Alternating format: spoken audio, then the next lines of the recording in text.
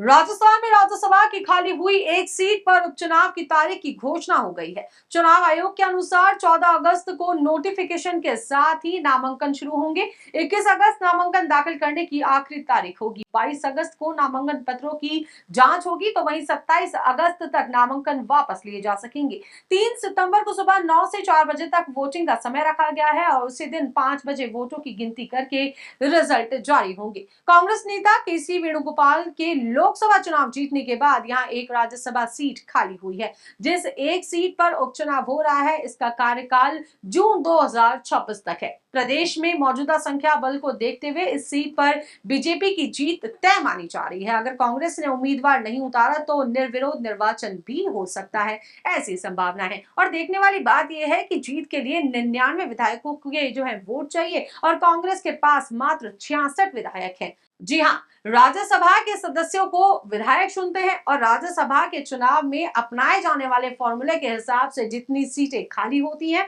उसमें एक जोड़कर जितनी विधानसभा सीटें होती हैं उसमें भाग दिया जाता है। भाग के परिणाम में एक जोड़ा जाता है, इससे जो रिजल्ट आता है उतने वोट एक सीट पर जरूरी होते हैं। तो राजस्थान में एक सीट पर चुनाव होगा, इसमें एक जोड़ेंगे तो दो होंगे। और राजस्थान में कुल 200 विधानसभा सीटें हैं, लेकिन 5 सीटें खाली हैं। ऐसे में 195 में 2 का भाग देकर रिजल्ट में एक जोड़ेंगे तो संख्या 98.50 आएगी और इस तरह राज्यसभा चुनाव में जीत के लिए 99 वोट चाहिए। बीजेपी के पास 115 विधायक हैं, जबकि कांग्रेस के पास मात्र 66 विधायक ही हैं। संख्या बल के हिसाब से बीजेपी की जीत तय मानी जा रही है और राजस्थान की कुल जो 10 सीटें हैं, इनमें से 5 कांग्रेस के पास हैं और 4 भाजपा के पास में है। अब एक सीट खाली है और इस पर चुनाव होगा। यदि यह सीट भी भाजपा के खाते में जाती है तो दोनों पार्टियों के पास 5-5 सीट हो जाएंगी और इस चुनाव के बाद सीधे जून 2026 में 2 सीटें खाली होंगी और इसमें से एक सीट कांग्रेस की है और एक भाजपा की। तो अब बात कर लेते हैं कि राजस्थान से कौन कौन जो है राज्यसभा अभी सांसद हैं। तो फिलहाल भाजपा की बात करें